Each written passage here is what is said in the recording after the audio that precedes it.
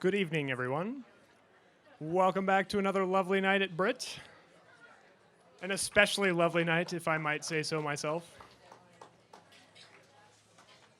I wanted to just take a moment and again thank the Harris Fitch Trio for performing here this evening. Wonderful job. And without further ado, I'd like to bring our guests on stage tonight. So we have Geoffrey Riley from JPR. He'll be hosting the talk, and he's going to be talking with our violin soloist tonight, Mr. James Ehnes. So please welcome them to the stage. Thank you.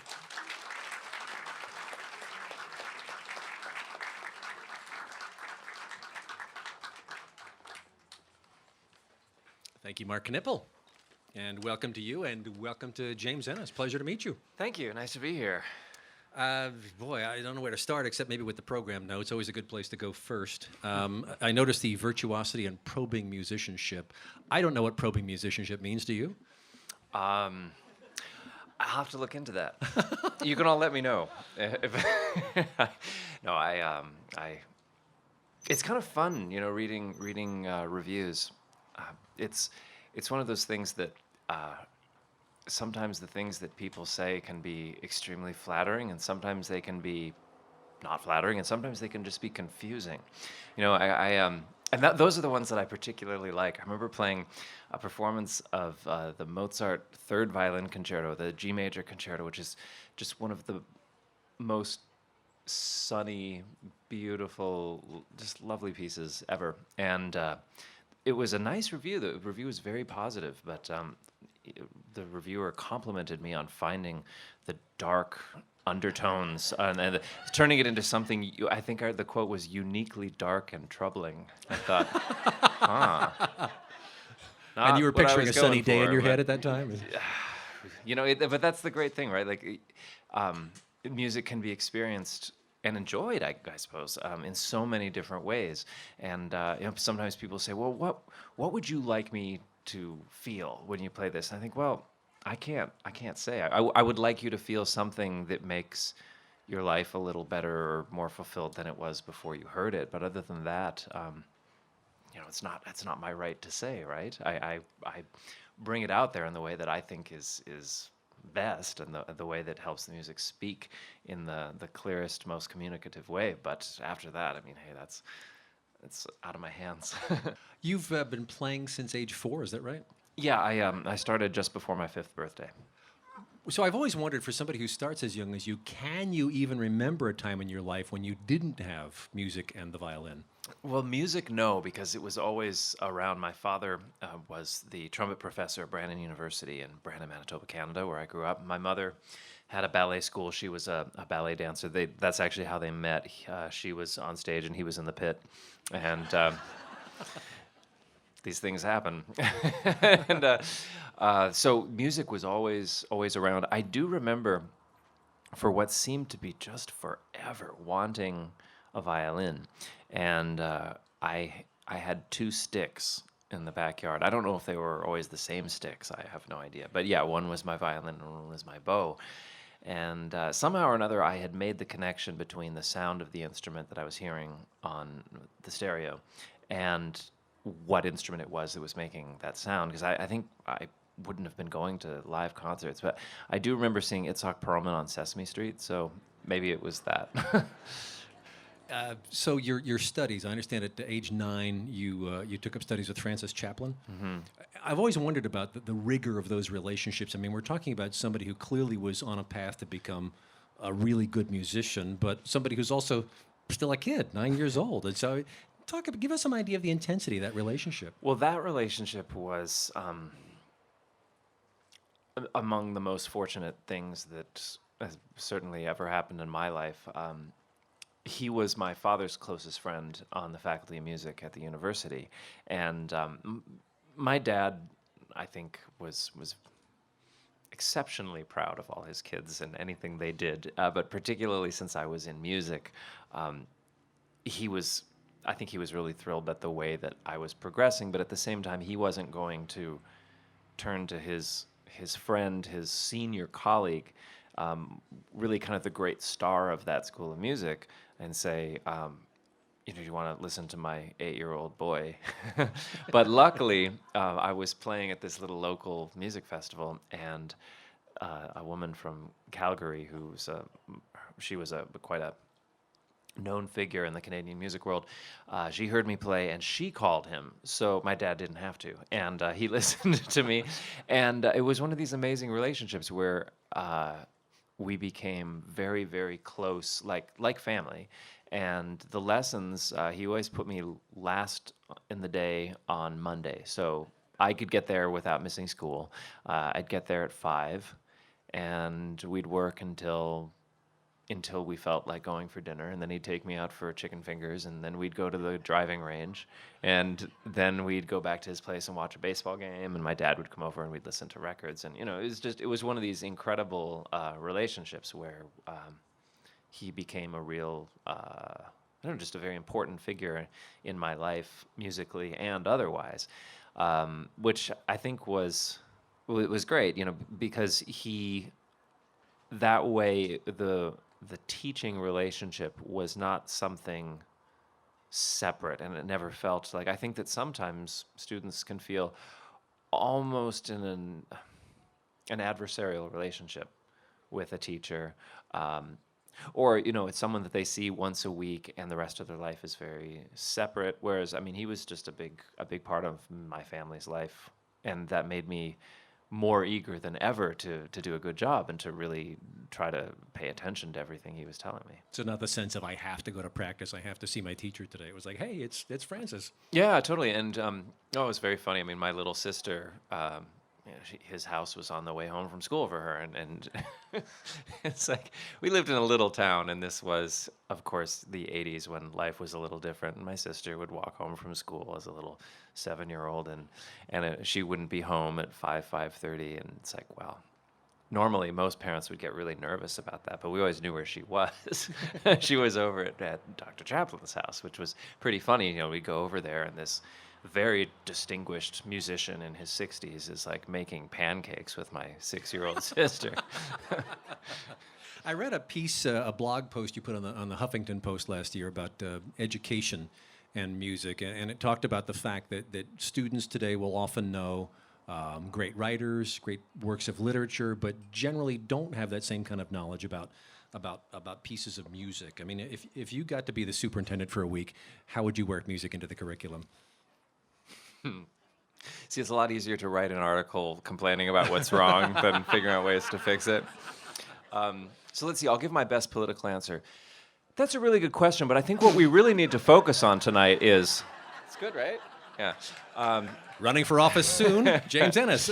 No, I think, well, to illustrate one way of doing it, when I was in 4th grade, my teacher, Don Cuggy, who was my favorite school teacher of all time, and we had maybe 20 minutes a day where we were just supposed to read or work on our homework a little bit, just kind of take it down a notch, take it easy, curb the craziness of the 8-year-olds or whatever we were. And he always put on music that he was not a musician. In fact, I don't even know that I would say he was particularly, to my knowledge, a classical music kind of guy, but he thought that kids should hear a Beethoven symphony, or they should hear Bolero, or they should hear excerpts from The Planets, or they should hear Mozart 41, and so he did play that music for us, and it didn't, that's not like a huge investment in time or resources. It's just exposing people to works of tremendous artistic importance and, a very big part of our cultural legacy. I think the hardest thing about exposing kids to music in a sort of organized academic way is, how do you grade it? How do you talk about it? What do you say? So that does become difficult. I don't have the right answer for it, but I think it would be great if somehow you could ensure that more children than are currently would be just exposed just to see if it takes. And the same way that if every kid in school has to read Julius Caesar, that doesn't mean they're all going to become Shakespeare buffs. But it might have some meaning to some of them, and it might have some meaning in unexpected ways. It might trigger creative parts of their personalities that might not necessarily have been triggered by anything else. How do you account for the silos? I guess that's the current term between kinds of music, where this is classical over here and this is popular over here and hip hop whatever, and they don't ever seem to like find common ground as music. Well, I mean, tonight you'll have a very excellent example of a composer that has become very successful by kind of ignoring boundaries or fusing boundaries with Mason Bates. This was not one of my finer moments, but it is kind of funny that I was either jet lagged or hungover, so I'm going to say jet lagged. And I had a radio interview quite early in the morning, and it was earlier than I actually had even expected because there was sort of a miscommunication about the time zone where I was. It was a radio show where the host was of a certain style, shall we say. This was not, your typical type of, classical music interview type of radio show. It was like, "Good morning, how's it going there, James?" It's like, 96.3. Yeah, sort of. Yeah. And say, "So, you're playing classical violin. All right, that's pretty crazy. We don't hear a lot of that around you." I don't remember where I was. He was saying, I said, "So, why do you play classical? I mean, for someone your age, that seems like a kind of a strange thing, right? I mean," and the type of person that asks question after question after question, and I'm kind of blank, saying, because, I'm wondering, I mean, do you ever think about, well, why don't I play the music that my friends listen to? Why don't I play the music that's current? I mean, tell me, James, do you ever play popular music? Pause. And I'm just thinking to myself, who is this guy? Like, what? And so I said to him, and I said, "I play the most popular music."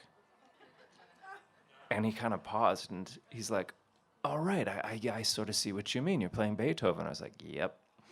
And it's a funny thing about popular music, right? Because people talk about, well, would you call this, popular music? Would you call this classical music? I mean, and then of course, those of us that are in classical music means something else than what it does to people outside of classical music. It all gets very confusing, and I think that I have a certain type of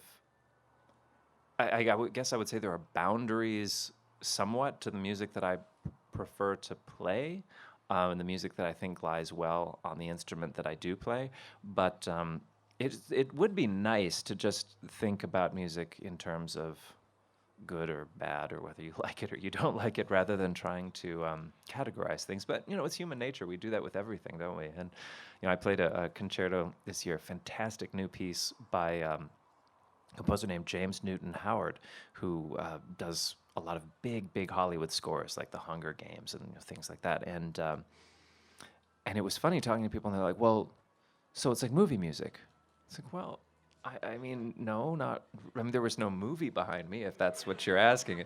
But yeah, people seem to feel a need to categorize. And in the case of a new violin concerto, the violin's very lucky because so many composers write for the violin. It's fantastic, and nowadays, I think it's been actually really wonderful for the music world in general that with a lot of new compositions, they're so varied in terms of styles that that people don't know how to categorize them. They don't know how to talk about them, so they just decide whether they like them or not, which is honestly what we should be doing with everything, I think. You've figured out how to drive a radio host crazy. Give short answers. Yep. Yeah. Your solo debut at professional was at age 13 in Montreal. Do I have the date right there? Yeah. Okay. Dang, I shouldn't have told him. Yeah, that's correct. Can you remember what it was like waiting to go on? I totally remember that performance. I had actually won the competition that the Montreal Symphony sponsors, and I guess it had been a couple of months before, and part of the prize was to get to perform with this amazing orchestra, an incredible opportunity. And so my whole family had come out, and we were staying with good family friends, and I was playing basketball the night before the concert with the two boys in this family, and I took an errant tipped pass off the tip of this finger and jammed it pretty badly. Ow. And I thought, oh, this is not good. So I didn't tell anybody, and I went to bed thinking, just please don't let my finger hurt in the morning. And I think it was a combination of adrenaline and nerves and excitement and just thinking I can't let everybody down. And my finger felt good, but in a way, it was the perfect sort of thing to have happen, because I think that psychologically, when a big concert happens, this probably applies to a lot of things in life. I don't know if this is the same mechanism for a lot of people, but if I have something else to think about, it's like if I played concerts where it's like, man, I forgot my belt. Now I'm going to look stupid on stage. And I'm thinking about my belt, and I actually end up playing really well because I think, well, I've already ruined the concert. So I don't know. It's a weird thing. So with my finger, I was like, well, I'd better not, hurt my finger or, land on it in the wrong way. And so that concert went well, and it led to more. So that was a good thing. So once you're on stage, I've often wondered about how totally you're into the notes, into the music, what you're doing. I mean, you have to be doing this, but there's also the relationship with the audience. Yeah. And I wonder how much you get a chance to check out what they're doing, or occasionally it's like, oh, look, Haagen-Dazs. I mean, how far afield can your mind range when you're doing this? It's a strange thing. It's hard to describe. I've spoken to a lot of other performers about it because I find it an interesting topic. But I guess I feel like the mind is partitioned. People often say, "Well, you must just get lost in the music," and it's like, well, no, that would. I get the point, and I kind of like the concept, but I mean that would just be game over. Like there are so many little things to remember. So I guess it's like the mind becomes sort of half inspiration and half computer somehow. I mean, they're all, in a piece like the Barber Concerto, it's a piece I've played a lot and have, I think, very clear ideas of how I want the piece to speak and come across, but also how I accomplish certain things violinistically. And so, yeah, I guess it's finding that balance of being completely emotionally engaged and sensitive to the moment, while also keeping extremely mentally organized, I guess is the way I would put it, and to make sure that, I think this happens in all sorts of activities in life, where you need to make sure that things don't start to speed up on you, where when one is feeling very secure, it feels like there is the time, the flexibility within time to do anything you want to do. And then sometimes you can be in the wrong mindset and things are just spiraling away from you. The sense of things getting away, yeah. Yeah. So it's it's finding that right place that you want to be. And then, also it's funny, the amount of playing that one does, I think, really changes the way you feel about it. I mean, when I'm going through particularly busy periods of playing the same piece, maybe 2-3 weeks in a row, this feels kind of embarrassing to say so. In the performances, I'm always totally excited for the performances, but sometimes in a rehearsal, I can catch myself and be like, wow, you just totally went on autopilot for the last 10, 15 seconds. And it's a really bad thing. And then, of course, the other side of that is sometimes, maybe you've got a new piece and you're so just kind of turbo focused on everything that it's hard to actually let it go the way you need to say, you know what, I know this piece. I know it very well. I know what I want to say. Now I'm just going to execute that, because you're all tied up in all these little things that seem new to your mind. So there's certain mental games I guess one has to play.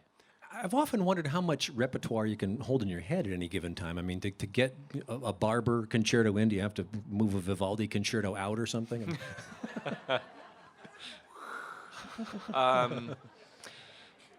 It's a funny thought. Yeah, I mean,